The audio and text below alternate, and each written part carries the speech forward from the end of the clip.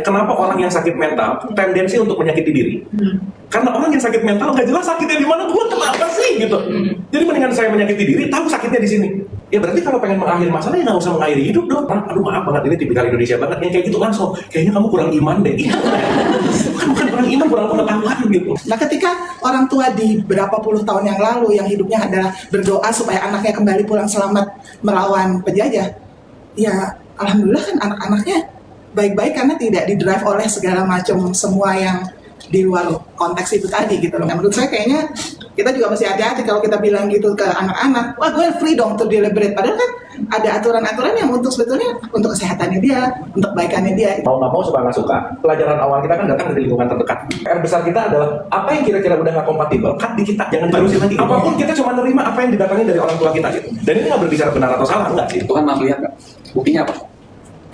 Jadi kamu itu dihidupkan di bumi ini, di semesta ini untuk mengabdi dan melayani Tuhan lewat pengalaman-pengalaman kamu yang harusnya jadi pengalaman-pengalaman Tuhan. Jadi ikhlas itu adalah konsekuensi ketika kita melepaskan segala sesuatu ada di dalam pemerintahan sehingga kita bisa mengalami syahadat yang terakhir ini untuk menjadi mengabdi dan melayani Tuhan. Jadi melayani Tuhan nggak usah jadi marbot masjid di gereja, ini jadi bisnismen, ini jadi dokter, ini jadi insinyur, yang terakhir dia hanya di gereja karena dia memilih untuk melayani Tuhan. Ya emang yang dokter nggak melayani Tuhan? Salah satu sifat Tuhan malah penyembuh kan?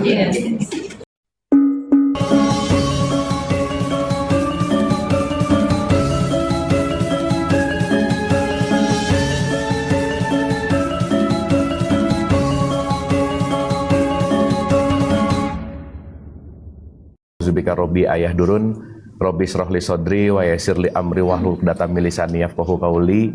Assalamualaikum warahmatullahi wabarakatuh. Alhamdulillahirabbil alamin, segala puja-puji milik Allah Subhanahu wa taala yang atas rahmat karunia kasih sayangnya.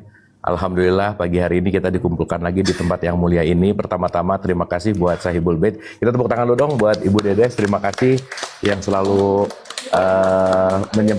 menyediakan tempatnya gitu ya. Hatur nuhun. Ya, karena tipikal orang yang ikut ngaji itu cuma ada dua ya. Satu mau belajar, dua mau nebeng makan siang, nggak apa-apa sih ya.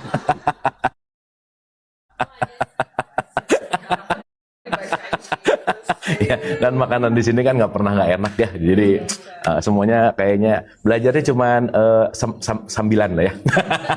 Untung udah dipisahin. Untung udah dipisahin. Kemarin, iya. Ini makanan mulu. 6 tahun tuh di situ terus mas. Jadi gitu-gitu terus. Maju. Ilmunya lebih banyak ya. Kalau lapar susah mikir gitu. Oke, pagi hari ini sebelum kita mulai mungkin kita ada baiknya hening dulu sejenak ya supaya kita landing dulu di sini saat ini, santai dan rileks untuk nggak terlalu lepas dari masa depan dan masa lalu. Kita hadir utuh dan kita beneran menikmati kekinian, hadir di sini saat ini untuk hening. Al-Fatihah. Auzubillah.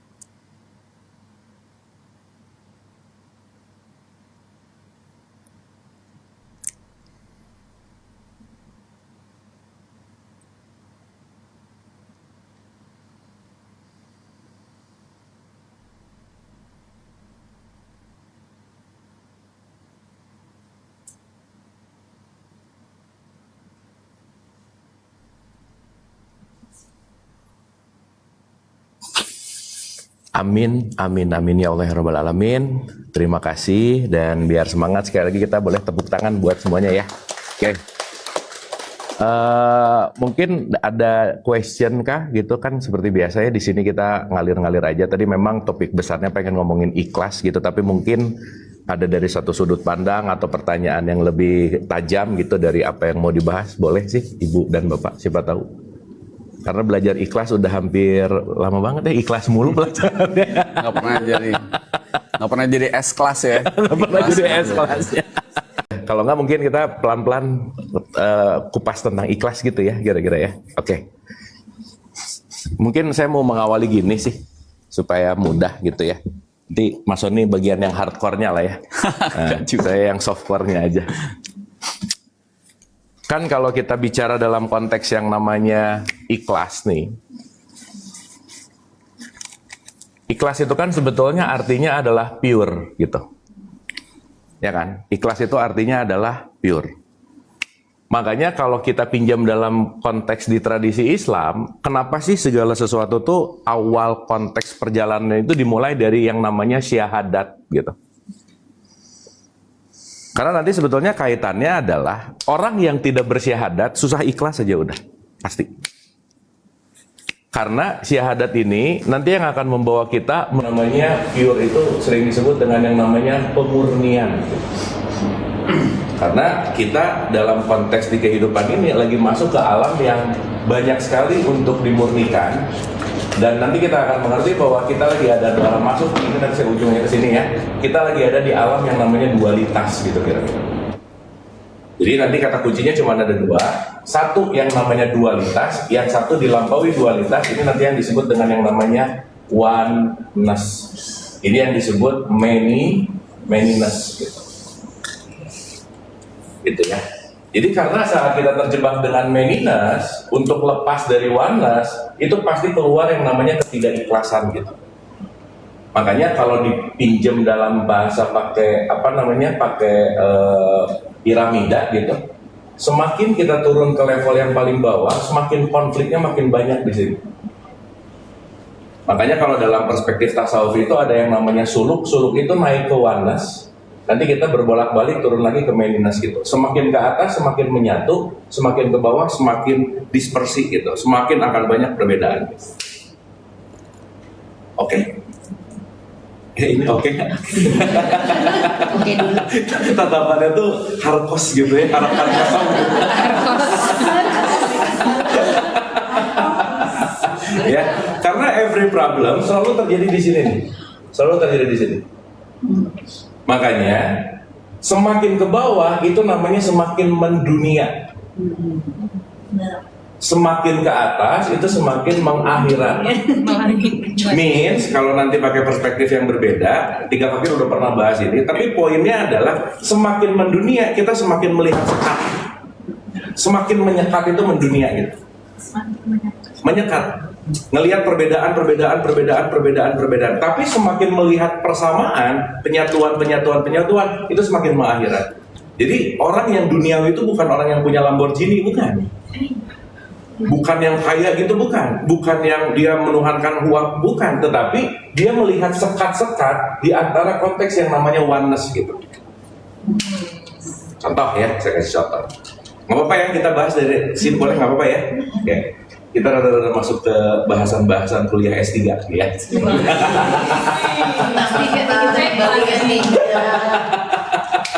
Ya, soalnya baru belajar ini kemarin. Oke. Contoh.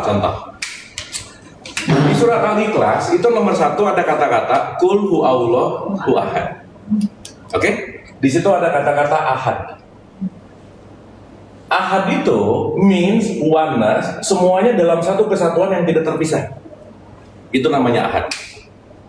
Sekarang kalau kita ngelihat, keahadan kita tertutup, keahadan kita terpecah karena kita dari aku 1 turun ke aku 2, dikasih aku 3 dan jadi aku 4 gitu.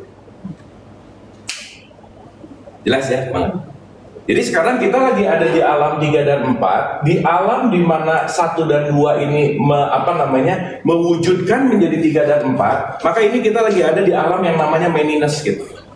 Dan saat kita lahir di kehidupan yang sekarang, begitu buka mata, langsung terpenjara di dunia yang semuanya terkotak-kotakan.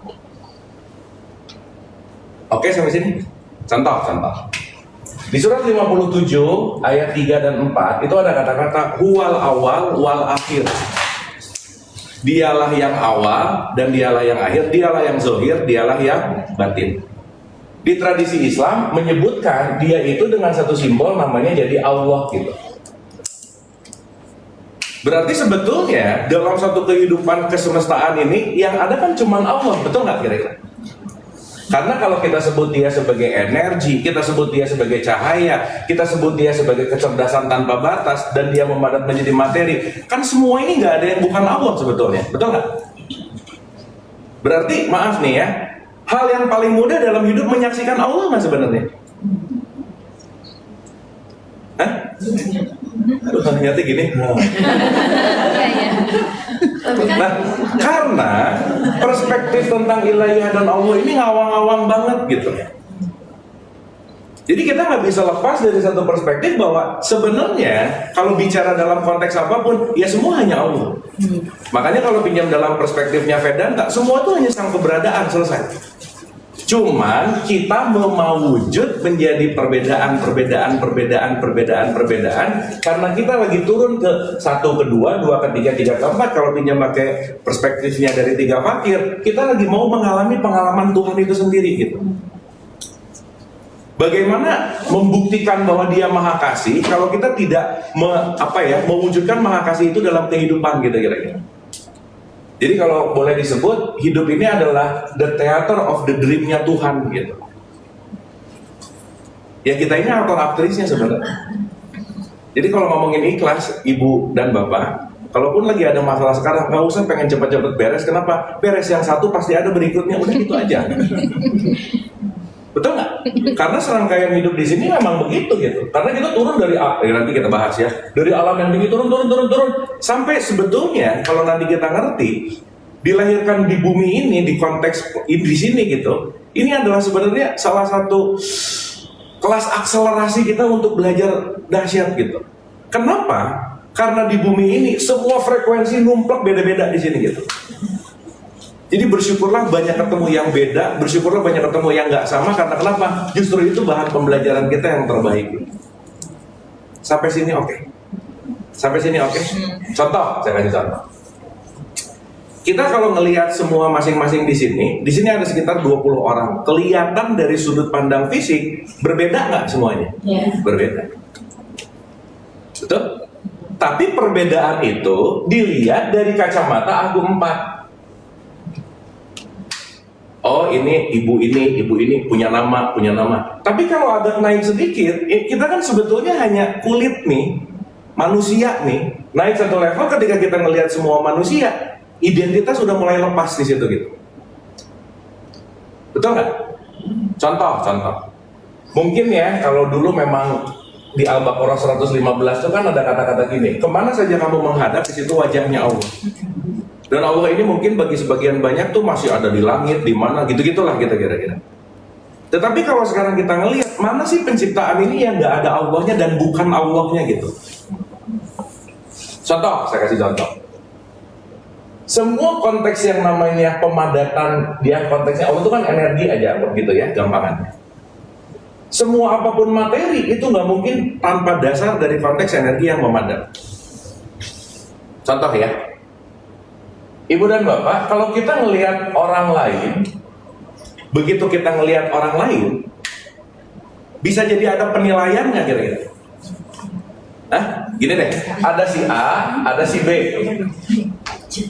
Secara esensi dua-duanya sama-sama manusia, tapi ngelihat si A nyebelin banget, ngelihat si B asik banget. Bisa begitu nggak kira-kira? Kenapa bisa begitu? Saya sih emang nyebelin aja sih. Kenapa bisa begitu? Padahal kalau kita ngelihat secara esensi, mau ngelihat si A, mau ngelihat si B, mau ngelihat Mas Sony, ngelihat saya, dua-duanya lagi ngelihat manusia, betul nggak kira-kira? Yes. Maka ketidakmampuan kita melihat esensi tertutup oleh semua perbedaan-perbedaan ini, kita terjebak menjadi meniness gitu. Sampai sini oke? Dapat ya? Contoh nih ya supaya gampang. Ini kita masukin ke hal yang sangat mudah dicerna gitu. Simpel aja. Si A maupun si B, dua-duanya sekumpulan atom, benar nggak? Iya. Jadi begitu ngelihat siapapun, oh ini kumpulan atom. Betul nggak kira-kira? Jadi sebenarnya mau ngelihat apa sih di material ini, mau kursi, mau ini, mau kucing, secara esensi nggak ada bedanya antara saya sama kucing yang di depan. Betul nggak?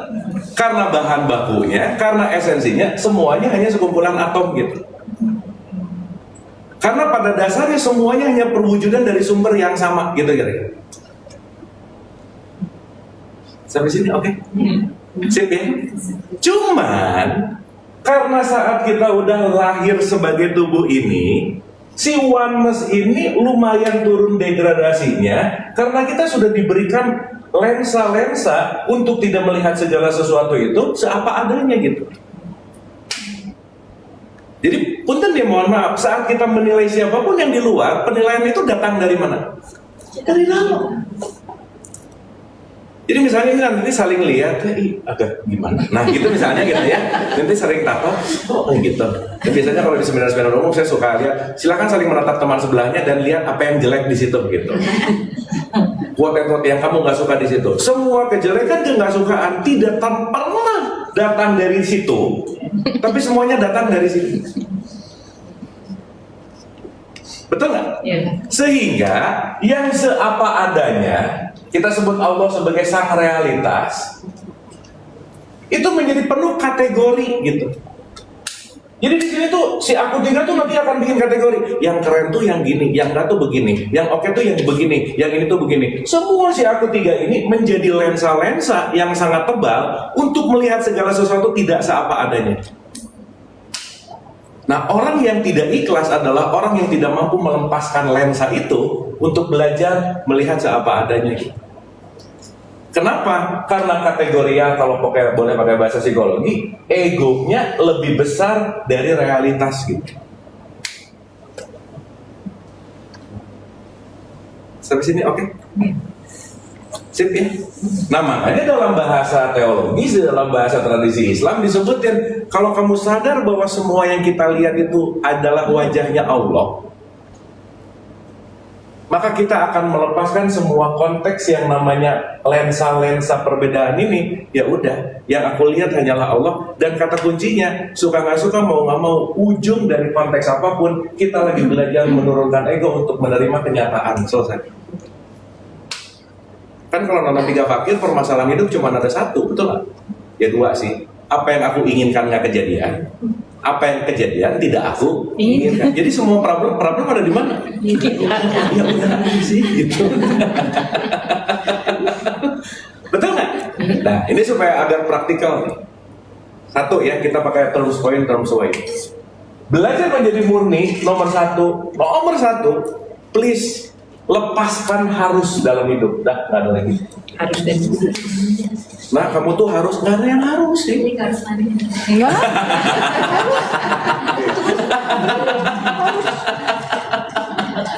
Gitu. Sehingga kalau kita udah ada harus, dan sorry to say, keharusan ini disadari atau tidak, udah sangat terekam di alam bawah sadar kita. Karena kenapa? Kita terdidik dengan keharusan dalam konteks pendidikan di rumah gitu misalnya. Ibu dan Bapak, mohon maaf ya, untuk jadi satu member keluarga, ribuan aturan yang harus kita ikutin, benar nggak? Betul. Ini rules keluarga kita tuh makan gini, minum gini, ini ketemu gini, gitu nggak kira-kira? Iya. Cara salamnya gini, kalau nggak ada pamali lah, ada, wah udah numplek gitu kira-kira. Jadi ya sorry itu saya mau nggak mau, suka nggak suka, si aku tiga kita, jiwa kita ini, ya selalu terinstal dari segala sesuatu yang diberikan oleh lingkungan, terutama dari orang tua kita gitu inti. Jadi saat kita mulai belajar melepaskan harus, ini mungkin akan mulai terjadi gitu. Dan yang bikin harus tuh kadang-kadang kan diri, bukan kadang-kadang sih, semuanya siapa? Diri Kita sendiri. Apa itu yang dinamain kemelekatan? Betul. Aku melekat kepada yang harus. Padahal yang mengharuskan siapa? Diri sendiri. Betul nggak? Iya. Harusnya. Nah, makanya yang kedua agak lebih luas lagi, berhenti belajar menjadi ideal gitu. Idealis. Ini saya ulang-ulang cerita ini ya teman-teman ibu bapak. Sekitar 4 minggu yang lalu, saya ketemu sama 450-500 orang anxiety se-Indonesia Raya. Yayasan Anxiety Indonesia. Itu 500 zooman bareng ngobrol, semua anxiety. Serius. Dan mereka dengan konteksnya itu, ya itu tadi ya, ada healing dan sebagainya. Nah, saya diundang untuk jadi pembicara ceritanya. Nah, yang menarik dari kesamaan 400-500 orang ini, Semua orang yang anxiety rata-rata sifat tipikalnya satu, perfeksionis.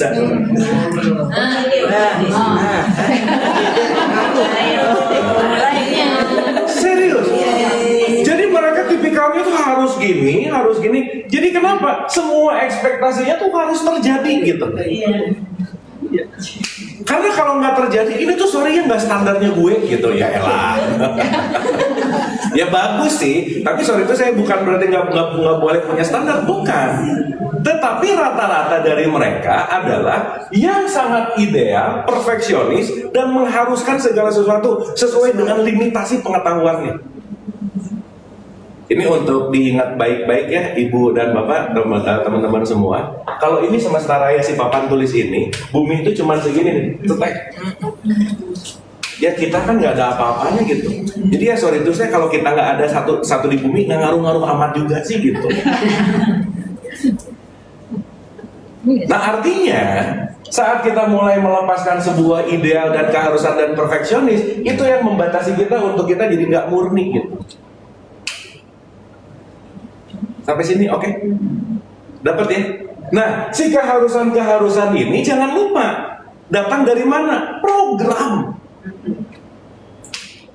Gak bisa enggak. Nah, kamu tuh gini. Jadi sebenarnya yang bikin program rada virus nggak beres tuh orang tua sih sebenarnya. Sorry itu saya loh ya. Mau nggak mau, ini bukan ngejelekin, bukan. Tetapi ya balik lagi ya. Kalau kita ngomongin tentang hukum perputaran dan hukum kita ngomongin tentang dinamis gitu, ya memang dititipkan di orang tua kita untuk jadi program kita saat ini kan sebenarnya. Nah makanya ada hal yang menarik teman-teman ibu dan bapak. Islam itu salah satu maknanya adalah liberate loh. Freedom. Freedom dari apa? Freedom dari program yang bukan programmu gitu. Karena mau nggak mau kita dibombardir program, entah dari ibunya, bapaknya, lingkungan, figur otoritas, guru, ustadz, kiai, itu nggak kira-kira. Itu jadi bugs gitu kalau di program gitu. Yang menarik semua program bawaan nggak kompatibel sama yang sejati gitu. Ya, yang menarik lagi, yang bawaan ini terus mau dihidupkan, akhirnya apa? Orang yang ikhlas adalah orang yang paling susah untuk mengungkapkan perasaan gitu misal. Dia susah untuk bisa menerima, aku tuh kayaknya enaknya gini deh misal. Tapi dia pas dalam konteks yang selalu saya bilang bahwa kalau kita diri lebih kecil dari lingkungan, kita akan jadi victim dalam hidup, selesai. Lingkungan selalu gede dari kita. Ya balik lagi lah ya, kita melakukan apa-apa, lingkungan selalu berpengaruh gitu. Ya kalau sekarang kan lingkungan ini bahasanya adalah bahasa netizen gitu. Omongan netizen itu kan sangat memengaruhi mentalitas seseorang gitu. Mau ngelakuin apa aja udah mikir, kalau gini nanti orang gimana, udah tuh, jadi people pleasing terus gitu. Nah, apakah generasi sekarang ada Gen Z, Gen milenial atau Gen Alpha itu iya. karena program-program itu? Iya, mereka ada gara-gara ada baby boomers kan sebenarnya. Lo betul nggak Bu? Baby boomers mentransfer ke milenial ditransfer ke Z. Jadi lucu loh kalau sekarang anak milenial boomer Z tuh sekarang yang bikin lu kan gitu. Mereka ada karena ada garis keturunan ini, betul nggak kira-kira? Jadi semuanya sebetulnya intercorrelated gitu. Poinnya ada di situ gitu. Nah itulah kenapa kalau dari sisi saya ya supaya lebih praktikal, sorry itu saya baiklah ya. Orang yang ikhlas adalah orang yang lebih banyak pengetahuannya gitu. Jadi kalau less knowledge susah ikhlas pasti. Kenapa? Karena limitnya kecil banget. Apalagi nanti kalau dikaitkan sama aliran wah itu lebih dahsyat lagi. Tapi sorry to say, once kita less knowledge, kita pasti akan susah untuk menjadi ikhlas. Kenapa? Ya sebanyak-banyak yang kita tahu, lebih banyak yang kita karena si kategorial harus ini, itu akan terkorelasi dengan pengetahuan seseorang gitu.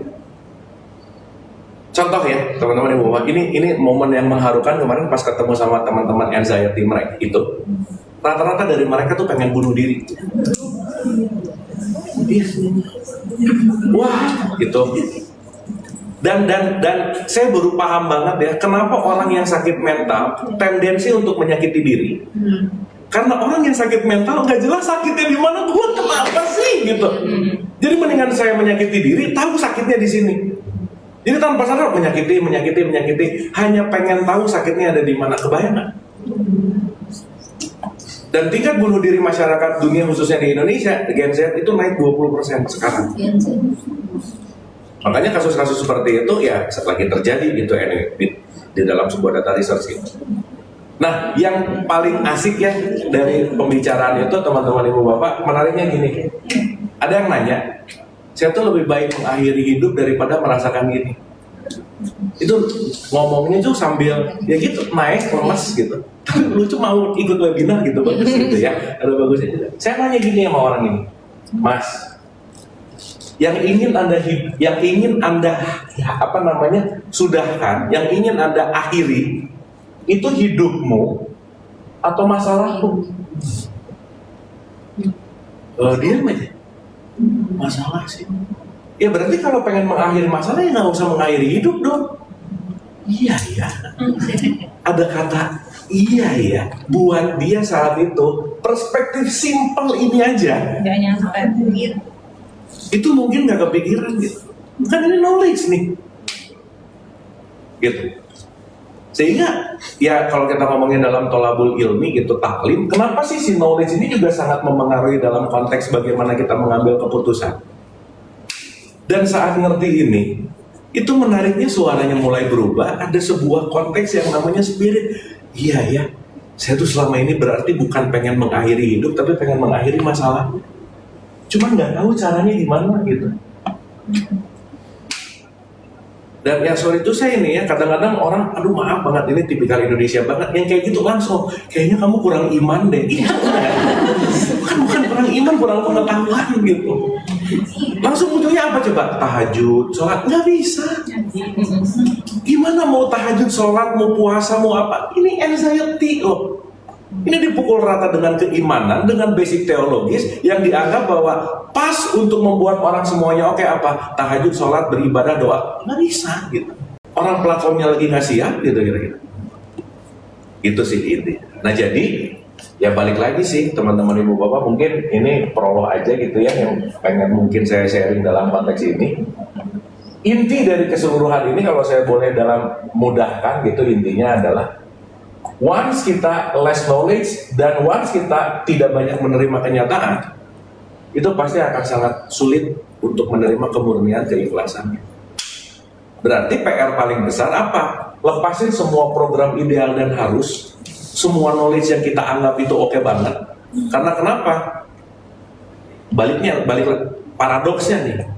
Adapun orang yang obesitas pengetahuan banyak tahu, dia cuma banyak tahu tapi tidak solving problem gitu. Jadi pada akhirnya adalah knowledge kita, apapun yang kita lakukan, meditasi lah apa, satu, solving problem nggak sih gitu.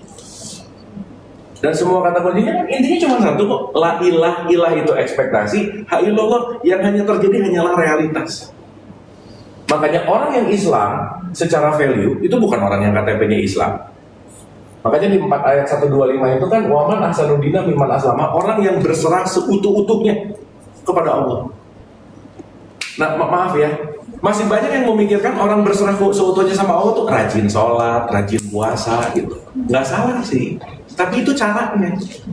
Tapi apakah sholat, puasa, umroh, haji kita membuat kita jadi lebih banyak menerima realitas atau tidak gitu? Selesai. Jadi Miss kalau mau digampangin gini, ini kalau dikasih tahu dari awal sih kayaknya lebih asik gitu ya untuk berislam gitu. Islam adalah penerimaan realitas. Jadi ciri-ciri orang yang Islam, satu, jarang komplain gitu. Berarti semakin banyak komplain, semakin nolak kenyataannya kira-kira. Iya, kafir tuh namanya. Menolak kenyataan, tertutup dari kenyataan, itulah kafir gitu. Nah, balik lagi memang kalau kita melihat kompleksitas dari masyarakat, memang ya balik lagi sih, entah itu dari paradigma pengajaran, belief system yang menjadi kolektif dan seterusnya. Tapi pada dasarnya, Qul huwallahu ahad, itu adalah bagaimana kemampuan kita bukan melihat bedanya, tapi melihat dari sumber yang sama. Nah makanya berqul huwallahu ahad perlu takwa itu waspada. Kalau mulai belajar melihat, ya istilahnya kalau pakai bahasa tasawuf, kamu jangan melihat tubuhnya karena di dalamnya ada Allah gitu. Lihatlah Allahnya bukan identitasnya gitu misalnya. Kan kita nggak akan banyak ngejudge gitu. Gitu sih gitu. Kang Abu, menurut Iya. Kang Abu bahaya nggak kalau orang yang less knowledge Iya. kebetulan lagi tidak dapat kesempatan jadi suatu pimpinan pejabat Iya. atau politik. Siapa nih? Itu sih kalau bahaya atau enggak itu selalu terjadi sih. Bukannya sekarang begitu semua. Itu. Iya, tapi jangan lupa bahwa apapun yang terjadi di mana start with individualistic. Gitu. Tapi kalau ngomongin bahaya ya balik lagi sih. Kalau ngomongin sekarang kan bahaya juga sebuah konsep ya. Karena setiap apapun kalau kita udah ngerti ini semuanya kan lagi diperanin aja sih. Betul nggak? Sekarang saya tanya, koruptor kerjaannya korupsi. Jadi kalau koruptor korupsi, ya emang kerjaan selesai. Kenapa makin banyak gitu loh, kok tiba-tiba kayak Ya balik lagi sih. Yaitu dinamika variasi hidup lah. Castingnya gampang. Kalau mau ngomongin secara akademis lah ya, bahaya nggak mereka? Ya iya, kenapa? Karena saat dia less knowledge dan dia punya powernya akan mengikuti ya itu tadi. Gitu. Makanya kan kalau pakai bahasanya Imam Ali, jangan memberikan kepada sesuatu yang tidak tepat pada tempatnya gitu. Gitu. Ya, right man in the right place gitu. Itu sih. Kang Abu, Ya. ini tadi kan bicara tadi tuh ada 500 yang anxiety healing. Itu tuh kan fenomena ini tuh terjadi boleh dibilang meruncing taruhlah 20 tahun terakhir gitu ya. Itu ketika sebetulnya kan dunia itu udah di push to semua berangkat kan dari greediness kan. Orang jualan targetnya nggak pernah turun, pasti naik terus. Advertising ditanyain kenapa kok consumer switch-nya nggak terjadi gitu. Sehingga orang semua akhirnya juga dirancang untuk menjadi kreatif untuk itu semua kan. Nah ketika di zaman dulu itu problemnya adalah cuman orang tua yang sedih susah karena anaknya ikut perang melawan ini, kesabarannya tuh diuji dalam hal seperti itu. Saya nggak bilang itu lebih mudah dari semua sesuai sama zamannya gitu, tapi ya mungkin ini waktunya ya emang kita lagi diayak aja gitu. Tapi kalau selalu dibilang bahwa orang tua yang menentuin dogma, saya nggak 100% ada di situ gitu ya. Jadi mungkin orang-orang yang perlu healing sebetulnya orang tuanya juga udah perlu healing pada itu, tapi dia nggak sadar karena kesakitan itu dibawa dalam membawa anak. Nah ketika orang tua di berapa puluh tahun yang lalu yang hidupnya adalah berdoa supaya anaknya kembali pulang selamat melawan penjajah, ya alhamdulillah kan anak-anaknya baik-baik karena tidak didrive oleh segala macam semua yang di luar konteks itu tadi gitu loh maksud saya. Jadi nggak selalu dogma, dan saya mau bilang kala itu pun orang tua tuh membekali adab dan segala macam. Yang mana ketika jadi lo kalau nggak bergamis bukan Islam itu kan jadi hilang. Tuh. Waktu itu tuh hilang kan, kamu nggak berjilbab, kamu nggak beriman. Pada zaman itu kan nggak itu, bukan itu ukurannya. Nah menurut saya kayaknya kita juga mesti hati-hati kalau kita bilang gitu ke anak-anak, wah gue free dong to deliberate. Padahal kan ada aturan-aturan yang untuk sebetulnya untuk kesehatannya dia, untuk kebaikannya dia, itu aja saya maksudnya. Gimana kita memilah, menavigasi hal-hal itu dalam. Ya, gini. Yang tadi saya maksud ketika kita bicara dia passing over sebuah pembelajaran kepada next generation, mau nggak mau suka nggak suka, pelajaran awal kita kan datang dari lingkungan terdekat, mau nggak mau, betul nggak? Sehingga ini sangat memengaruhi dan konteksnya adalah kan PR besar kita adalah apa yang kira-kira udah nggak kompatibel, cut di kita, jangan diterusin lagi gitu. Kan itu poinnya. Tapi kita secara surrender ketika lahir, given apapun kita cuma nerima apa yang didatangin dari orang tua kita gitu. Dan ini nggak berbicara benar atau salah, enggak sih gitu. Nah, poin pentingnya adalah contoh nih ya, ini real case nih. Jadi kemarin lagi menangani sebuah case di satu lembaga lah gitu ya kira-kira, dan di situ ada yang suicide gitu kira-kira. Akhirnya satu istilahnya karyawannya tuh perlu ke psikolog gitu. Nah di situ mulai disadari bahwa tentang mental issues tuh sangat dibutuhkan. Jadi semua karyawan Gen Z di situ kebetulan Gen Z masukin ke psikolog, result dari psikolognya menarik banget. Yang harus diterapi adalah ibu bapaknya dulu, bukan anak. Itu sangat benar. Kenapa? Karena pola asuh itu sangat mempengaruhi semua apa yang kita lakukan saat ini. Sehingga maksud saya, ya saya ngomong freedom juga kan di sini lah ya. Kalau di anak-anak SD, adik-adik freedom jangan juga. Nah, maksudnya Ya, maksud saya kan paham maksud saya ya. Kita tuh suka nggak suka mau nggak mau tuh dibekali sama program yang bukan diri kita gitu. Ya, itu tadi salah satunya ideal lah, haruslah, inilah apa dah. Itu kan sebetulnya kita tuh punya custom program sih sebenarnya gitu. Nah jadi balik lagi nih, ikhlas, konteks apa semuanya adalah tergantung program, dan kata kuncinya adalah ini kembali kepada skill atau habit sih ujung-ujungnya. Jadi ya maaf ya ibu dan bapak teman-teman, ikhlas tuh bukan given sih quote and quote. Gak ada tiba-tiba semoga aku ikhlas tapi tiap hari marah-marah, ya nggak bisa. Karena balik lagi konteks kita belajar memurnikan tetap aja sih kata kuncinya adalah bagaimana kita menggapai sebuah skill itu gitu. kan katanya kita juga nggak boleh minta semoga Allah aku diberi kesabaran, ya langsung kan dikasih tesnya. Oh iya sih. Allah ikhlas lah, kita dikasih. Nggak boleh minta katanya. Aku setuju sih kalau ikhlas itu sebenarnya emang kita harus latih dan skill ya. Karena kan tadi Kang Abu bilang bahwa intinya adalah ikhlas. Tapi maaf ya, ngambil katanya Kang Abu pret kalau misalnya pulang ke rumah ternyata ada masalah, kan itu adalah sesuatu yang harus kita hadapi. Yes. Ikhlas tuh nggak langsung ikhlas gitu. Nggak langsung. Tergantung kesadaran kita kan. Betul. Jadi emang aku setuju sih itu Kita harus skill. Oke. Sekarang saya mau bahas dari segi programnya nih ya. Ibu dan bapak jangan lupa, segala bentuk apapun dalam kehidupan kita, semuanya imprint di dalam tubuh fisik kita. Tubuh fisik kita ini sangat menguasai semua gerak-gerik dan keputusan over 98%. Jadi bentuknya habits. Contoh, saya kasih contoh nih. Kalau tubuh fisik ini udah terprogram julid lebih dari 60 tahun misalnya. Itu dia termasuk majelis taklim julid fisabilillah.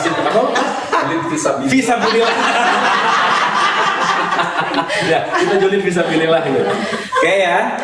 Berarti selama 60 tahun ini imprint di tubuh ini adalah julid. That's it. 60 tahun nih. Maka begitu datang ke pengajian nyuruh ikhlas, otaknya pengen ikhlas, tapi platformnya nggak siap. Kenapa? Karena ini nanti lebih besar dari pikiran kita. Itulah kenapa berubah itu susah banget, takes time. Karena yang kita rubah bukan orang lain, bukan siapapun, tapi program yang sudah mengakar. Lumayan lah, 6 tahun. Oh lumayan Bu, meskipun ya mohon maaf sih, di atas usia 40 rada susah memang. Karena udah wired and wired gitu. Dan semuanya udah menjadi sebuah habits yang sorry itu sih udah nggak ada lagi rethinking lagi di situ gitu. Terus berubah itu kan harus dari dirinya sendiri. Nah itu yang susah. Itu. Tak gitu supaya itunya Itu. Kenapa? Karena ya sorry ya. Ya, saya pemain lagi tentang si anxiety. Saya bilang gini. Kalian yang depresi anxiety memang sangat tidak beruntung untuk hidup di Indonesia. Kenapa coba? Karena orang Indonesia punya satu habit senang banget menasihati orang.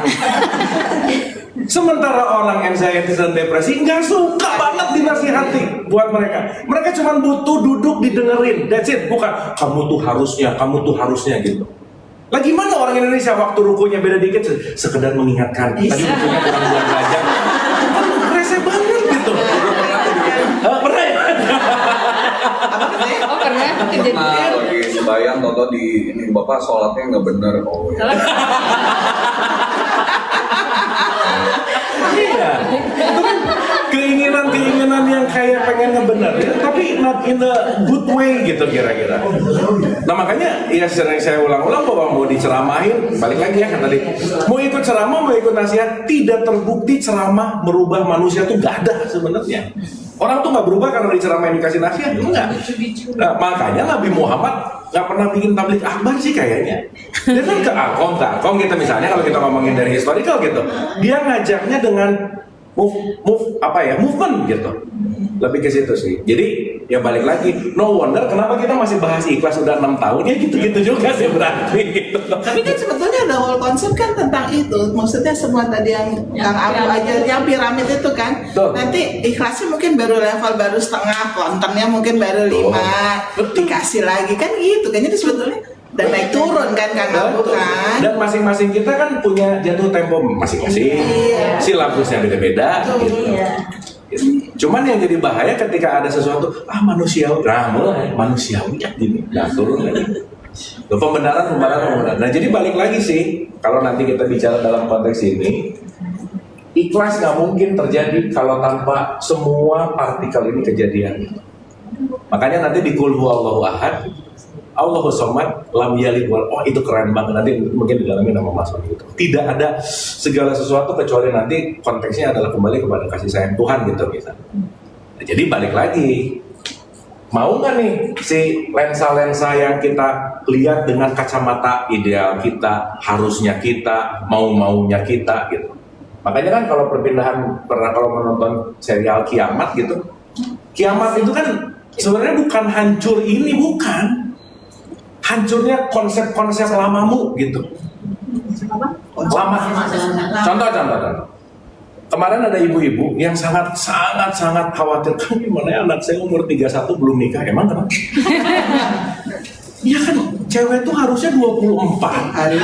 Nah, jadi dia ngomong, kayaknya anak saya bermasalah deh. Saya ngomong, kayaknya ibu deh yang bermasalah.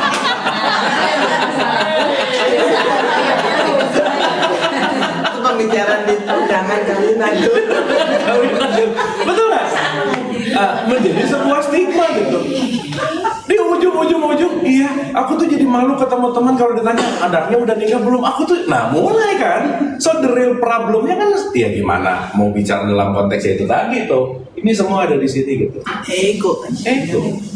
Nah jadi ibu dan bapak kita perlu kiamat sih sebenarnya. Nah tapi kan itu gimana ngebatasin?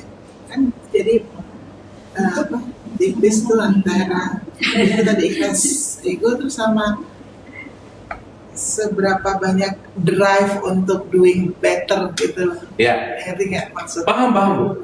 Nah, Gimana ya, Cak? seberapa banyak itu sesuatu yang nggak bisa dikuantifikasi sih. Karena nanti alirannya di situ.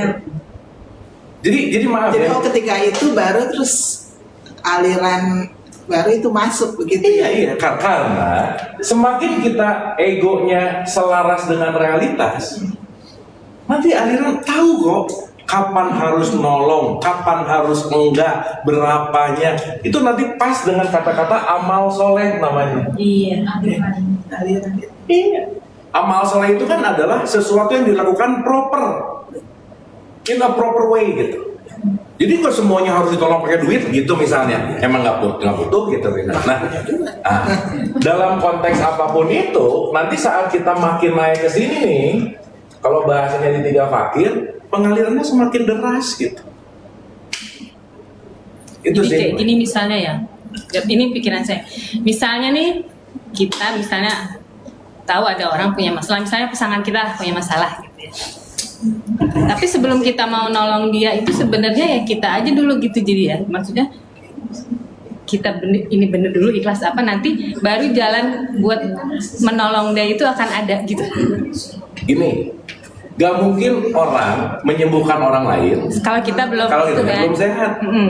Dan yang menarik dalam perspektif si 1, 2, 3, dan 4 ini, kalau pakai bahasanya Tuhan tuh kuncinya adalah energi, vibrasi, frekuensi. Kan bahasa Tuhan ke kita kan nggak pakai kata-kata kan? Iya. Betul nggak? Tapi menggunakan yang namanya gelombang. Contoh. Dulu kalau saya zaman di Bandung pengen ngedengerin Oz FM itu 103 FM. Kalau kelihatan gaul banget kan?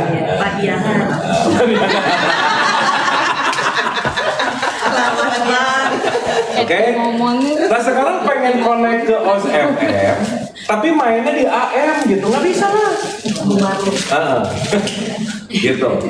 Dan yang menarik adalah si semua gelombang-gelombang ini kan nggak pernah selesai. Radionya mati, gelombangnya tetap ada nggak? Iya. Jadi pertama nyalain radionya, fine tuning. Nanti kalau lebur, nanti ya kita bahas itu. Tapi point of view-nya adalah tadi, saat kita terkoneksi, si gelombang ini juga akan terasa kok vibrantnya gitu. Makanya rumus utamanya saat di dalam berubah, yang di luar akan ada perubahan pasti gitu. Itu sih poin. Cuman ya balik lagi ya, yang kejadian banyak dalam konteks ego, pengen yang di luar berubah, tapi yang di sini nggak berubah. Contoh ya ibu bapak teman-teman ya, kita tuh tiap hari melatih orang lain untuk mereka memperlakukan apa ke kita loh. We teach everything, we teach everyone gitu. Kita ngelatih loh, contoh, kemana-mana mukanya cemberut, kita lagi ngelatih orang tuh untuk cemberut juga gitu. Jadi kalau tiap hari cemberut terus komplain, kenapa orang nggak ada yang senyum sama gua? Iya. Orang kamu ngelatih orang-orangnya juga cemberut. Ketika kita marah, ngelatih mereka marah nggak? Ketika kita benci, ngelatihnya. Jadi apa yang kita latih keluar will return gitu, pasti. Kata kuncinya ada di situ. Gitu. Nah, jadi makanya kalau di 3 fakir ada statement hukum tarik menarik itu selalu ada. Itu sih poin. Gitu. Nah jadi balik ya mungkin kalau ikhlas semuanya kan udah kita bahas panjang lebar. Cuman saya pengen melihat dari yang kekinian kira-kira ikhlas perlu kiamat. Kiamat itu tumbuh bangkit. Makanya kalau di dalam bahasa Quran, setan akan minta, kan setan waktu permohonan sama Tuhan, ya Allah, tangguhkan aku sampai hari kiamat, betul kan? Iya, kan hari kiamat bukan nanti anjur, bukan. Saat kita udah awaken, sadar, setan-setan ideal, setan-setan harus, konsep, lepas semua. Dan setan-setannya kok ngeliat gue. Ah ya. Ngegas lagi ya, setan gitu. Lepas semuanya gitu. Dan benar tadi, ini nggak bisa kalau kita tidak praktis tuh nggak bisa. Karena kita sudah kadung terprogram oleh program yang bukan ikhlas gitu. Gitu sih. Karena kita udah langsung lahir di dualitas yang hidup itu cuma ngelihat benar salah baik buruk, benar salah baik buruk gitu. Makanya melampaui dualitas inilah kata kuncinya. Nah disitulah nanti kita bicara tentang bersaksi.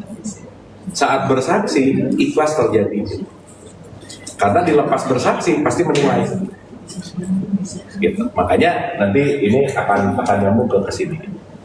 Saya rasa gitu dulu dari saya. Mas, mungkin ada? Enggak? Pertanyaan di akhir aja ya. Bismillahirrahmanirrahim. Assalamualaikum warahmatullahi wabarakatuh. Kita coba lihat ikhlas itu dari perspektifnya Tuhan. Tuhan itu menciptakan memercik ya. Jadi kan awalnya kan hanya ada Allah, lalu kemudian memercik jadi roh ini. Jadi dari aku satu memercik menjadi aku dua. Lalu dari aku dua yang sering disebut Adam itu bagian dari aku dua. Kalau di Injil bilang dari tulang rusuk Adam, tapi itu dari bagian yang bukan Adam, nggak ada rusuk juga karena ini roh ya. Itu dipercikkan jadi aku tiga. Nah dari aku tiga, nanti teman-teman nonton ngaji bareng saya sama Kang Abu judulnya penciptaan Namasa. Itu kita jelasin tentang Namasa itu apa aja. Lalu Allah bersemayam di atas arsy. Nah, jadi sebenarnya kita itu diciptain Allah itu dengan suatu instrumen yang udah lengkap gitu. Jadi ada aku satunya, ada aku duanya, yaitu percikan Tuhan dalam bentuk roh. Ada aku tiganya, ada aku empatnya. Aku empat adalah bumi, jasad, tubuh fisik yang terbatas, sementara, dan berganti-ganti. Jadi di hidup ini aku empat saya ini. Di hidup lalu aku empat saya bukan ini. Bisa jadi cewek, bisa jadi cowok gitu. Diganti-ganti. Dunianya pun ganti-ganti, dulu profesinya apa, sekarang apa. Nah, lalu ada yang namanya aku tiga atau Hawa. Namanya Hawa itu artinya kecenderungan atau keinginan. Maka ada Hawa nafsu. Hawa, nafs itu juga keinginan, su itu buruk gitu, yang buruk-buruk. Nah jadi Hawa juga bisa bagus kalau keinginan itu dirahmati. Kalau di Al-Quran di surat 12 ayat 53. Nah lalu kemudian ada aku dua yaitu Adam, yaitu roh itu sendiri. Nah Tuhan itu menciptakan kita dari aku 1, 2, 3, 4 ya.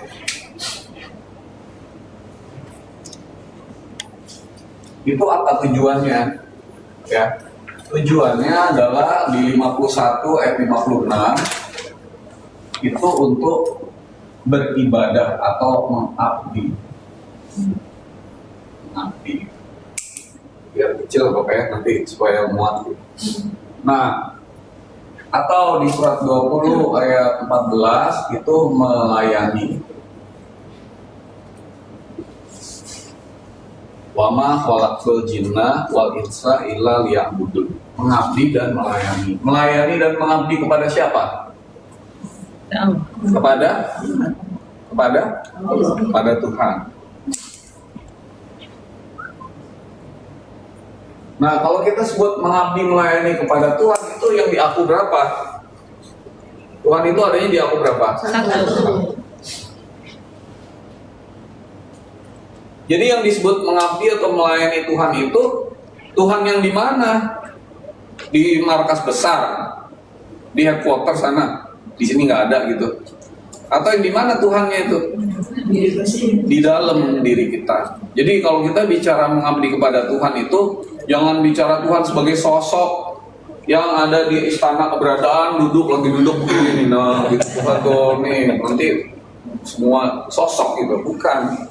Tuhan itu adanya di dalam diri kita. Nah, jadi mengabdi kepada Tuhan yang ada di dalam diri kita gitu. Nah, cuman masalahnya adalah karena kamu diciptai Tuhan dengan instrumen yang lengkap begini, kamu itu dikasih yang namanya membawa sifat-sifat Tuhan. Salah satu sifat Tuhan tuh punya kehendak atau keinginan. Nah, begitu kamu hidup di semesta ini, punya keinginan, punya aku 3 ini keinginan, persepsi, pikiran, perasaan, emosi, macam-macam sendiri. Kita itu hidup udah jauh dari konsep mengabdi kepada Tuhan atau melayani Tuhan tuh jauh banget. Itu hidup mau-mau sendiri.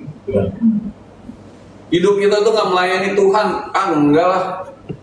Itu tadi, wah, hidup tuh mau sendiri, punya pikiran sendiri, punya cita-cita sendiri, punya kemauan sendiri, punya masalah, punya keinginan sendiri gitu.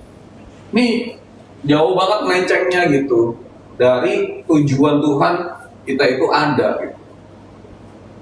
Ya, nah sehingga Tuhan mengatakan bahwa kalau mengabdi dan melayani harus patuh nggak? Tunduk patuh nggak? Iya. Tunduk patuh kepada Tuhan. Tunduk patuh itu bahasa Arabnya din gitu. Jadi din itu di Quran bukan agama, bukan, tapi sikap yang tunduk dan patuh.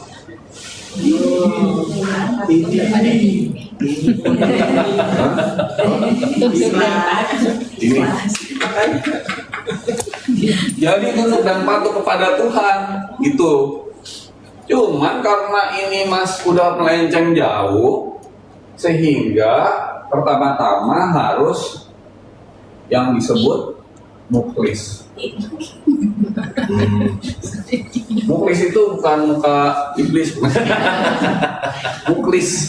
Mukhlisina lahuddin. Nah, mukhlisina lahuddin itu artinya yang tadi Kang Abu bilang murni, tunduk dan patuhnya murni. Lahuddin untuk tunduk patuh gitu. Ini kalau nanti buka di surat 39 ayat 2, 39 ayat 11, 39 ayat 14, 40 ayat 14, 40 ayat 65. Nih. Memurnikan sikap tunduk dan patuh hanya untuk Tuhan. Tuhannya ada di mana? Nah, di sini. Kesadaran yang paling tinggi. Nah, karena ini mukhlisina lahuddin, maka jalannya itu, karena kita udah terlanjur punya keinginan ini tadi di aku 4 ini nih, keinginan, kehendak segala macam itu, maka jalannya adalah dengan melepaskan semua keinginan,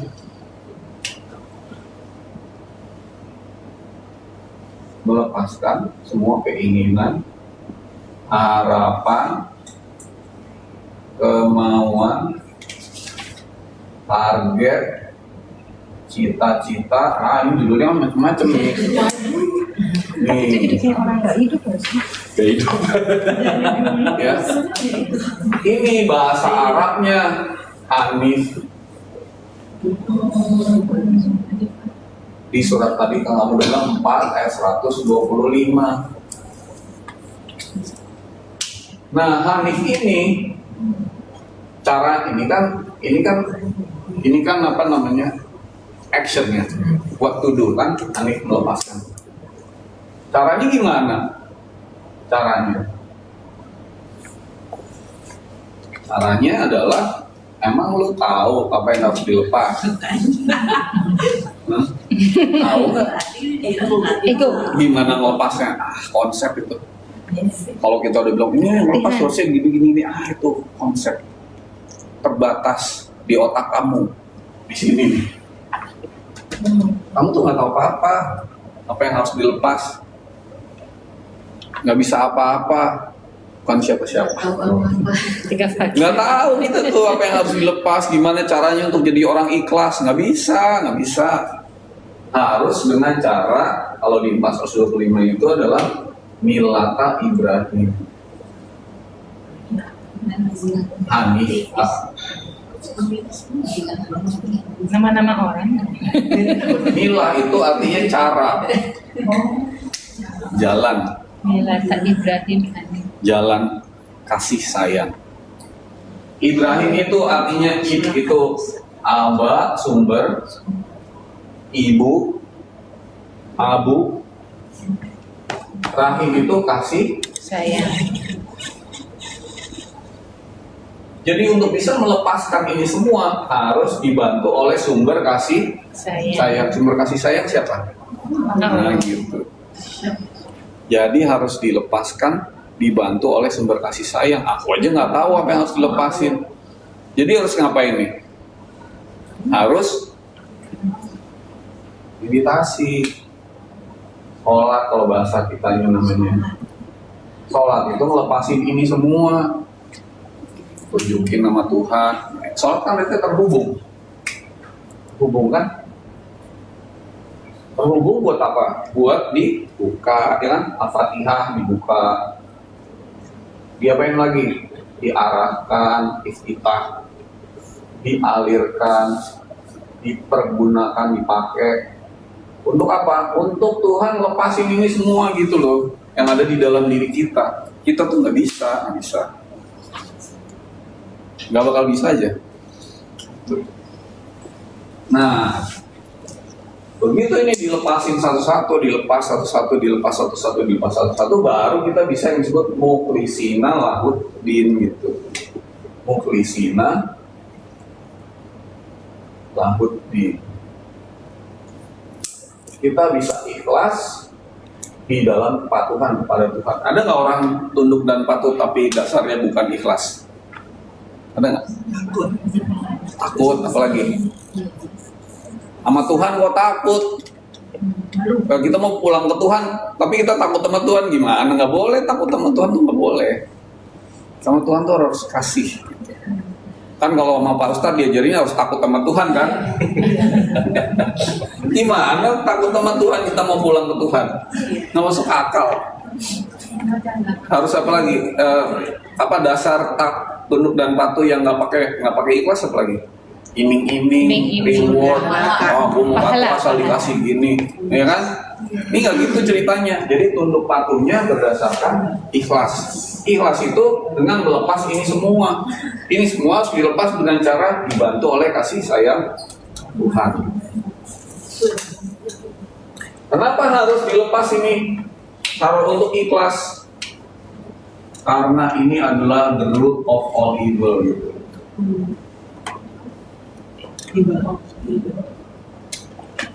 Akar dari semua setan itu adanya di situ.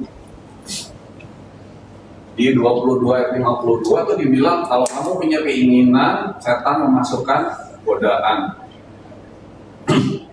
Di 15:39 dibilang, aku akan menggoda mereka semua kecuali hamba-hamba yang mukhlis, yang ikhlas, karena dia udah memasrahkan ini semua, gitu. Nah, kalau ini adalah the root of all evil, evil adalah sumber dari semua suffering, gitu loh. Neraka itu adalah kondisi di mana kita terjebak oleh setan yang diakibatkan karena kita punya keinginan. Apa buktinya?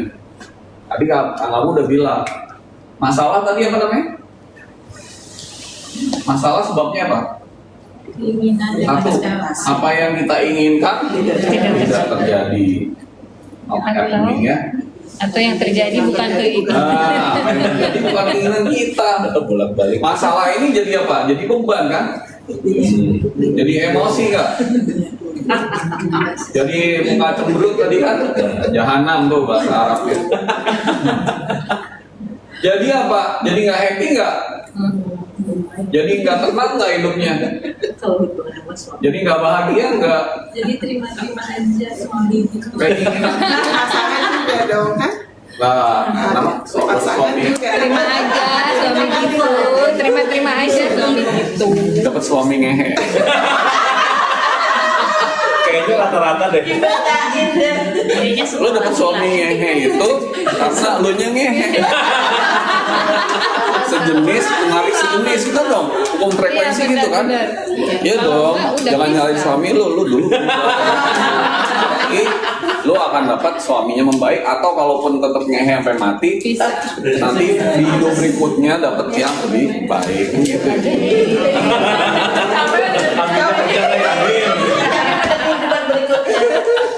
Masih lama, Mas. Tapi jangan doain cepat mati ya. Tadi ada Zoom Yayasan Anxiety Indonesia tuh aneh banget ya. Tapi orang-orang anxiety yang Itu mau ikut endorsernya- webinar itu hebat. Produknya kayak Baygon apa gitu. Berarti dia menang kalau dia anxiety. Iya. Iya. Dan dia perlu Biasa. community teman lah. Iya, ini semua sebabnya apa? Ini semua itu yang disebutin. Coba kita cek satu-satu ya. Orang khawatir tuh karena punya apa? Keinginan. Nah, yang membesar. Jadi khawatir nggak? Orang sombong itu karena punya apa? Keinginan dong. Gue pengen nunjukin, keinginan nggak? Keahlian punya keinginan. Orang iri dengki itu karena apa? Nah, keinginan. Gue pengen kayak dia deh, tapi kok nggak bisa ya? Kok anak gue umur 31 belum kawin-kawin? Itu anak itu udah. Enggak. Benar. Orang marah tuh kenapa? Aku marah karena keadaan ini, Kesel. nggak menerima kan? Karena kesel. dia pengen sesuatu yang bukan yang ini gitu. Marah kan? Karena KPI tidak Nah, orang apa lagi? tidak sesuai KPI. Orang dendam karena apa? Keinginan. Awalnya itu semua keinginan aja. Gitu. Ini bikin nggak ikhlas.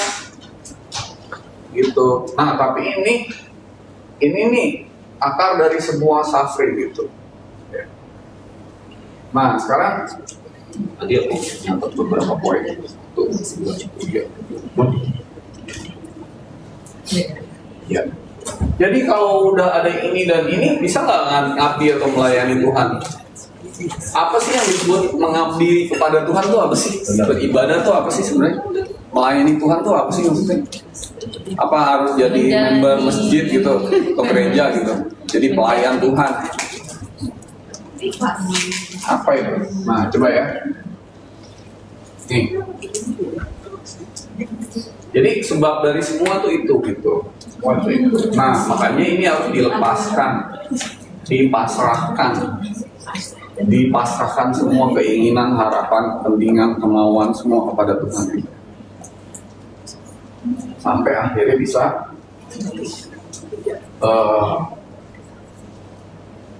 kenapa orang punya keinginan? Kan ada ego. Oke, kita dalamin lagi ya. Ini kan sebabnya keinginan. Sekarang kenapa orang punya keinginan? Ego, karena ada ego. Karena dia merasa kurang.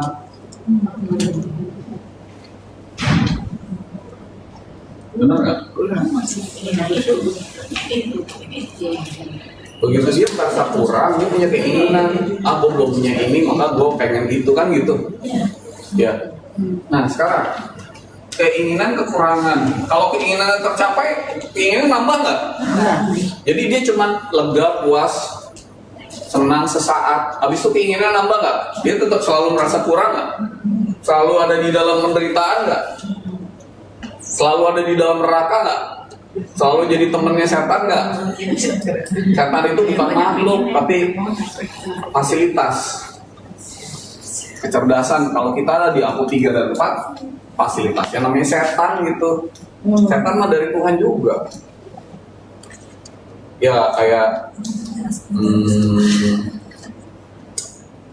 Presiden Prabowo begitu dilantik jadi presiden, dia punya fasilitas namanya pas pampres, kan nggak bisa nolak.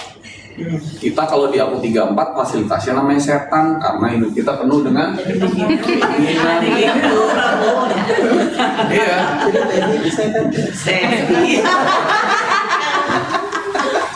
Ya kan? Kalau kita pindah ke aku 2 fasilitasnya namanya malaikat. Fasilitas itu.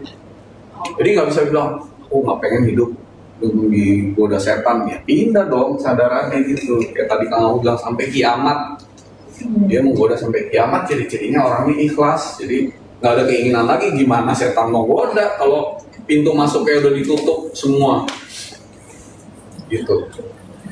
Ya. Nah habis ini ada yang mau protes nggak? Setan di dalam dirinya kontes.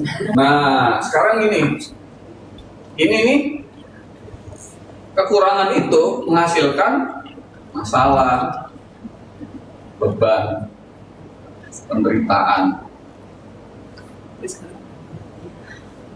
Makanya kita tuh kalau coba nonton 3 Fakir, judulnya seri kebahagiaan ya, kita harus pindah dari zona kekurangan menjadi zona namanya keberlimpahan,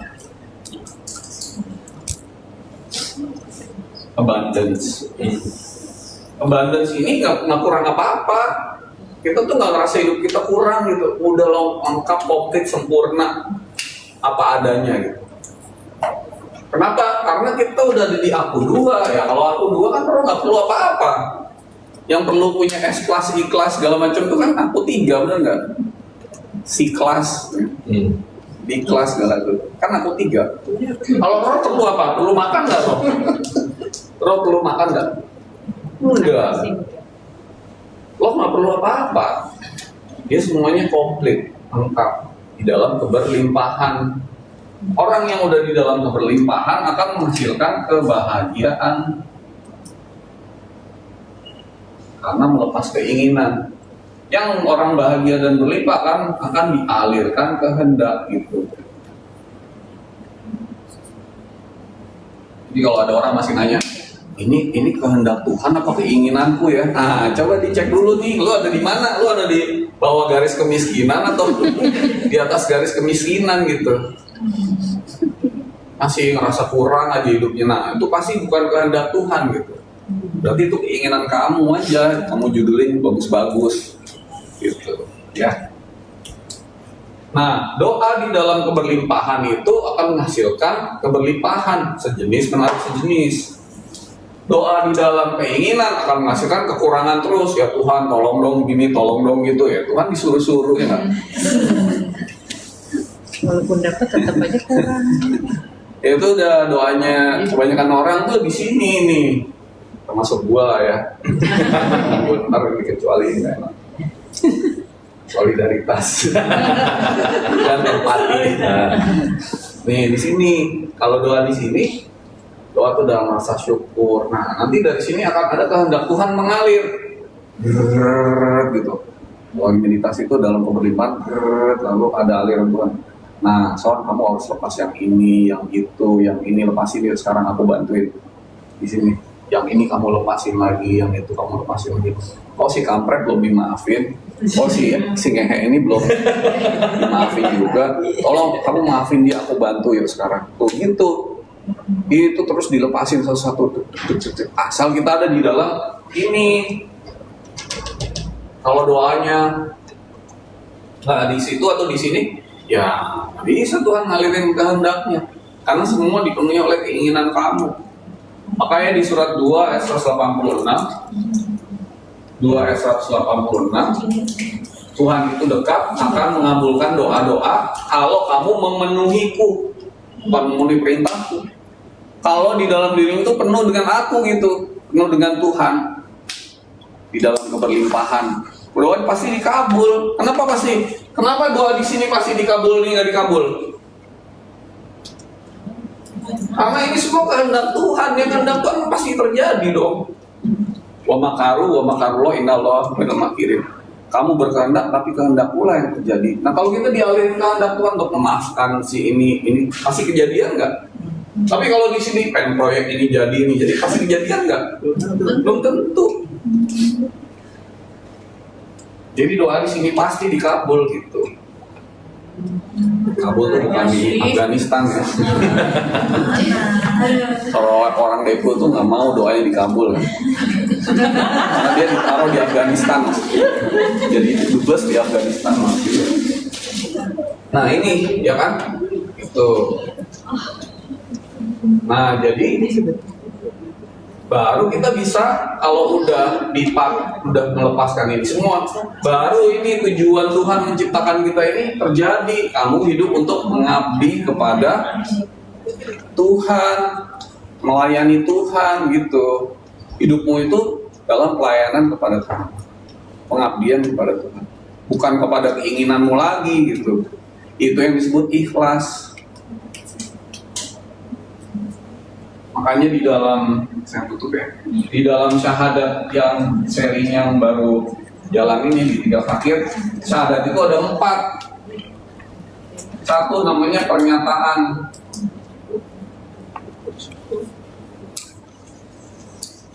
Pernyataan itu ya udah mau masuk Islam ya. Ayo baca 2 kalimat syahadat, bisa yuk gitu. login. Aduh kocak. Atau kamu udah disunat belum? Jadi kalau mau Islam kamu harus berkorban, dan pengorbanan pertama harus ada di titikmu dulu gitu. Tergantung umur kan? Tergantung umur. Aduh. Tadi kan ada jokes dulu nggak apa-apa ya. Kan ada anak SD yang ke Amerika, Kang Abu udah denger jokes saya. Terus disunat. Tadi kan kamu sakitnya tuh harusnya ditahuan di mana kan? Terus disunat, terus dibius. Setelah selesai dibius, nih anak teriak-teriak gitu. Di Amerika kan, susternya kan orang Amerika, orang bule semua. Terus dia teriak-teriak, aduh, tolong gitu. Terus susternya pada panik datengin si anak ini. Anaknya udah gede lah, 17 tahun gitu. Terus si anak bilang, what happened gitu. Si anak bilang, sakit banget, sakit gitu. Sambil nunjuk itunya kan. Terus susternya ngamuk. Dia bilang, sakit yourself, bilang gitu.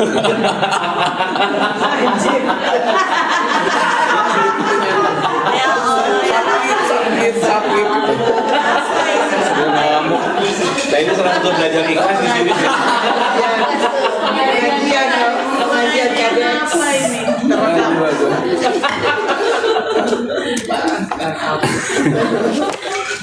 Oke ya, itu kadang-kadang saya suka bercanda-bercanda. Direkam loh. Jadi sahadat itu pernyataan. Aku menyatakan diri, baru menyatakan. Sahadat itu harus naik level 2, yaitu penyaksian.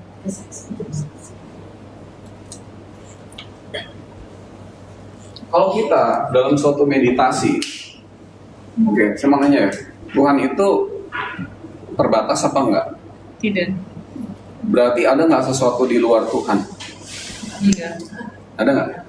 Ada nggak sesuatu di luar Tuhan? Ada. Nggak ada. Berarti segala sesuatu di dalam apa di luar Tuhan? Berarti kita lagi di dalam apa di luar Tuhan? Ya.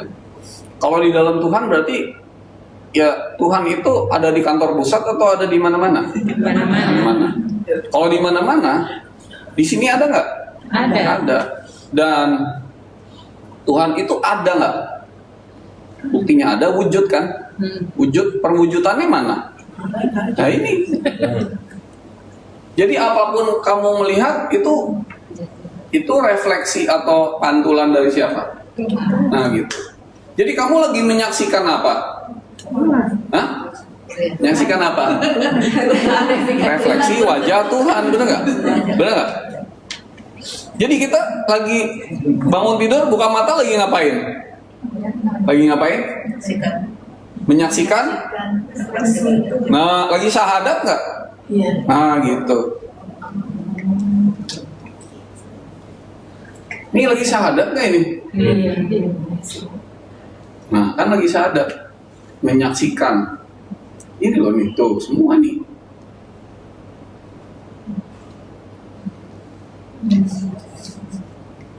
Nggak cuma ngomong, tapi nyaksiin. Nah ya, syahadat yang ketiga adalah pengaliran.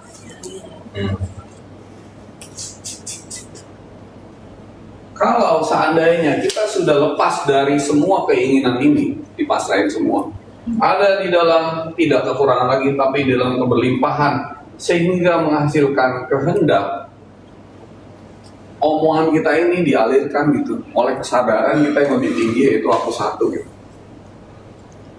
Dialirkan, bukan yang dari aku tiga gitu, bukan dari keinginanmu lagi, tapi itu kehendak Tuhan semua. Itu disebut sebagai pengaliran. Jadi apa-apa tuh dialirkan terus. Nah, jadi omongannya bukan dari pikiranku lagi, tapi udah dalam bentuk dialirkan. Itu syahadat. Karena banyak orang menyaksikan tapi tidak sedang dialirkan. Kalau kita dialirkan, kita bicara, energinya tinggi nggak? Tinggi. Nah, syahadat yang terakhir adalah pengalaman.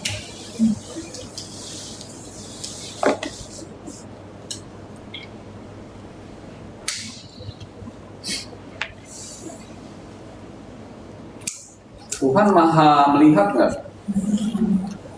Tuhan maha melihat? Ya. Buktinya apa?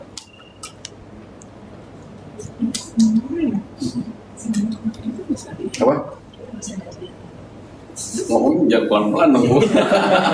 Ngomong tapi Tuhan maha melihat nggak? Buktinya apa?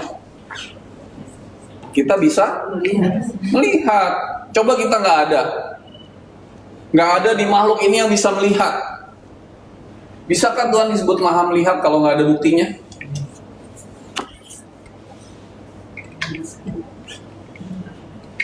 Tuhan maha mendengar nggak? Buktinya apa?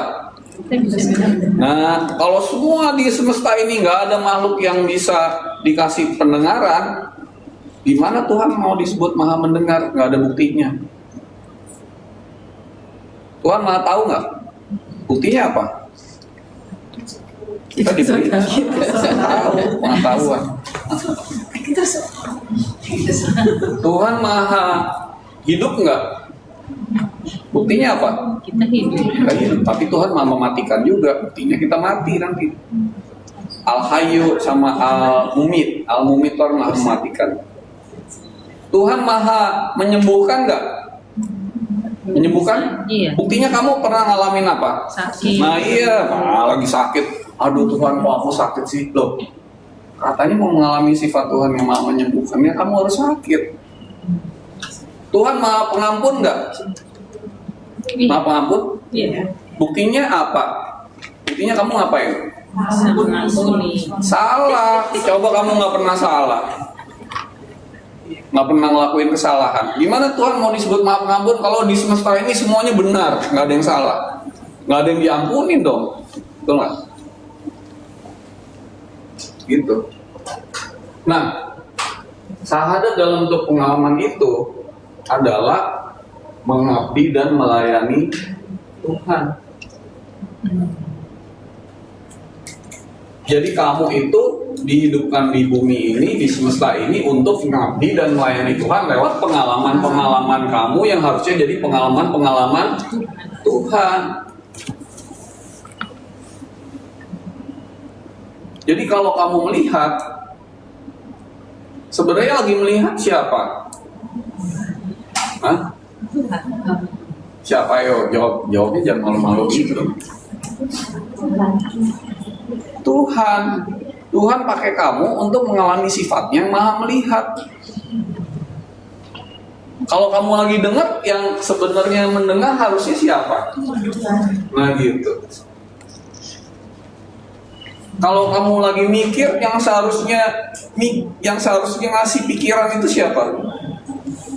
Kamu. Tuhan. Kalau kamu lagi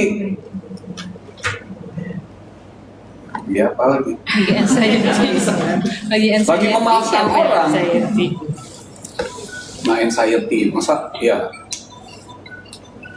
Anxiety kan dia belum memaafkan. Tuhan maha pengampun nggak? Iya. Kalau maha pengampun, dosa itu diampuni waktu kita mohon ampun apa sebelumnya udah diampuni? Sebelumnya. Sebelum apa? Sebelum minta maaf. Sebelum dosa itu dilakukan, udah diampuni. Lebih dulu lagi.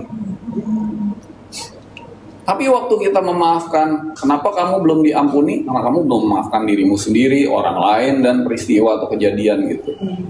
Sekarang kalau misalnya aku punya, aku dapat aliran untuk mengampuni, memaafkan Kang Abu misalnya. Aku ditunjukin Tuhan, itu Kang Abu harus dimaafin. Karena aku di dalam abundance, aliran, keberlimpahan dan kehendak, ada petunjuk harus mengampuni dan memaafkan Kang Abu. Tapi aku ingin hidup ini untuk mengabdi dan melayani Tuhan, agar sifat yang maha pengampun itu bisa Tuhan alami melalui diriku. Bukan aku yang memaafkan Kang Abu, aku udah maafin kamu ya. Lu siapa lu?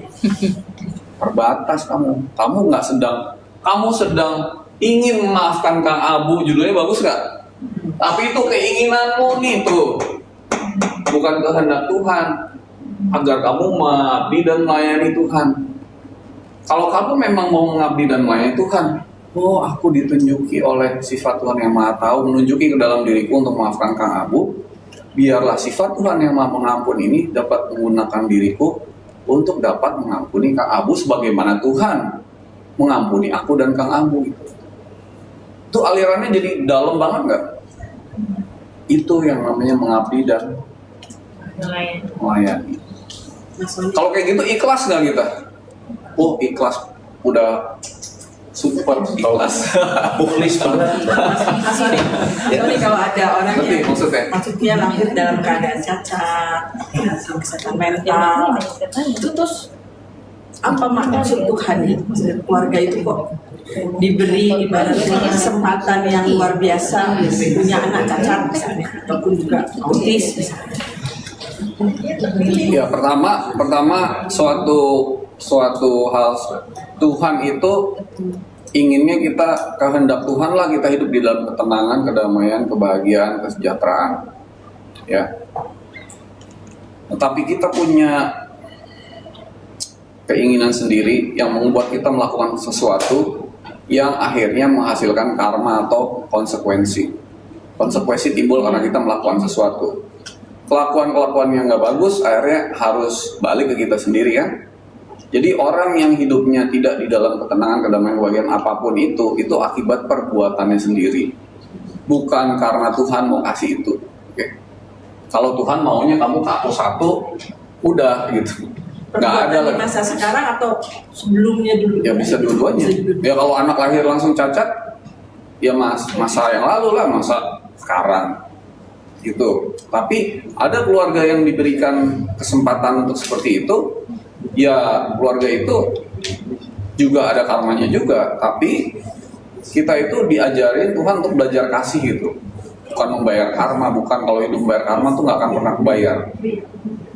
Dengan kasih itu adalah ketika saya bisa ketemu orang yang paling nyebelin dalam hidup ini dan saya memaafkan dia, mendoakan dia, melepaskan semuanya itu, dan dialiri oleh sifat Tuhan yang Maha Pengampun, sehingga aku bisa mengampuni dia dan mendoakan dia seperti aku mendoakan anakku sendiri. Itu namanya kasih gitu.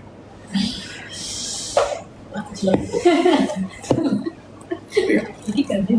Ketika ibu atau keluarga itu dikasih anak seperti itu, dia bisa dialirkan dan jadi gini, hidup ini untuk mengalami pengalaman sifat kehendak Tuhan, ya. Sifat Tuhan maha sabar nggak? Buktinya kita dikasih pengalaman maha sabar, kita ketemu orang yang apa? Nah, ya itu benar. Gimana kamu bisa bilang Tuhan maha sabar kalau kamu nggak ketemu orang paling nyebelin dan kamu bisa sabar gitu loh? Bukan sabar yang dari, sabar itu ada batasnya, manusiawi ya. Itu kan karena kamu menciptakan batas. Sabarnya Tuhan nggak terbatas. Kalau kamu bisa memasrahkan Hanif, melepaskan dirimu sendiri, dan kamu bisa dipakai Tuhan untuk dialihkan sifat yang maha sabar, kamu tidak melakukan sabar itu, kamu jangan pernah melakukan sabar, melatih kesabaran atau apa, jangan. Tapi kamu dialirkan oleh sifat Tuhan yang maha sabar, kamu lepaskan dirimu semua, itu sabarnya bisa sampai sabar banget gitu. Gitu. Sampai di luar UMK gitu.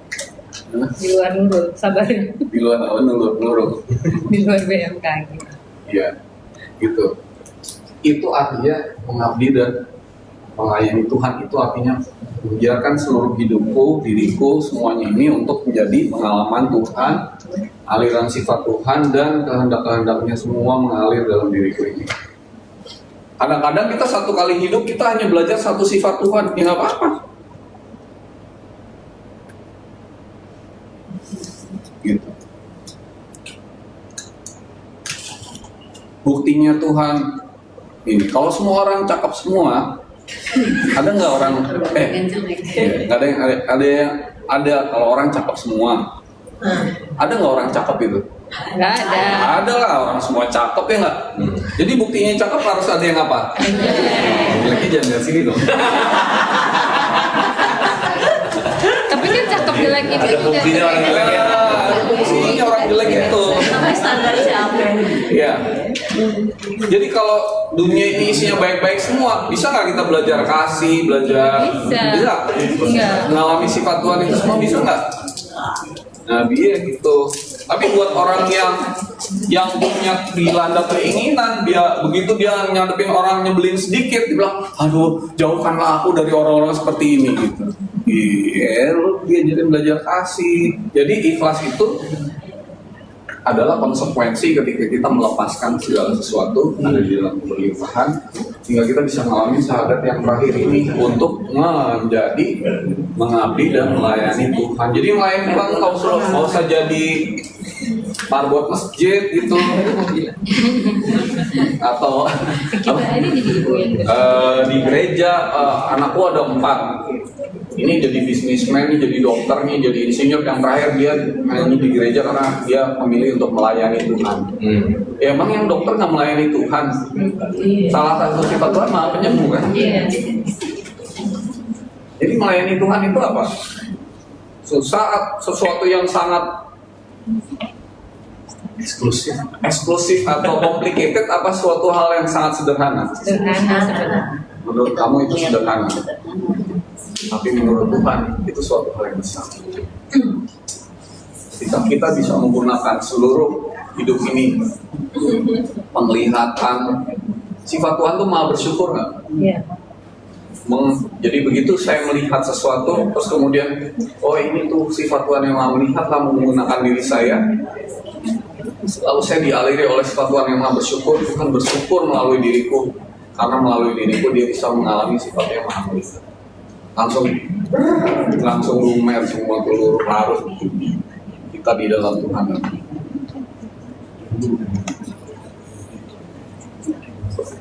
Langsung namanya ikhlas itu benar-benar ya.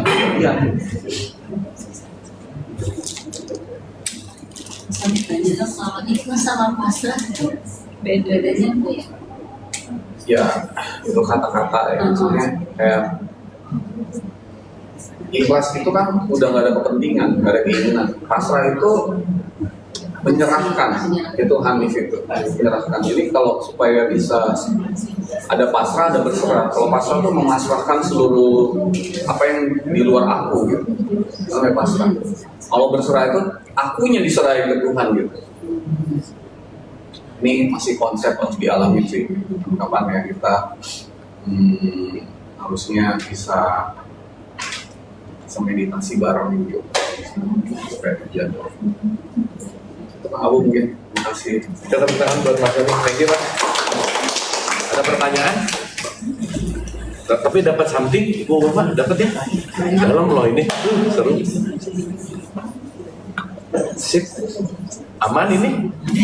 Udah ikhlas. Nggak aman. Udah ikhlas nih kayaknya. Pada dapat nggak itu? Dapat. Ya oke lah. Sip, kalau tidak ada pertanyaan, mungkin kita dismiss. Terima kasih. Sekali lagi boleh tepuk tangan buat kita semua. Jadi balik lagi, apapun yang kita dapetin semua di hari ini, semuanya hanya nutrisi knowledge kita. Tapi balik lagi ya, pelepasan itu nggak bisa kalau kita tanpa dibantu kasih sayang Tuhan. Hatur nuhun, kita tutup dengan Al-Fatihah. Ya anak dua ya nasa siratal mustaqim siratal ladzina an'amta alaihim Allahumma rabbik firli wa li walidayya warhamhuma rabbana atina hasanah wa adkhilna jannata ma'al abrar ya aziz ya ghafur alamin subhana rabbika rabbil izzati amma yasifun wa salamun alal mursalin walhamdulillahi rabbil alamin. Amin, amin ya Allah ya Rabbal Alamin. Hatur nuhun Ibu dan Bapak senantiasa sehat dan bahagia. Sampai ketemu di pertemuan ikhlas berikutnya. Kita ikhlas makan sate sekarang ya.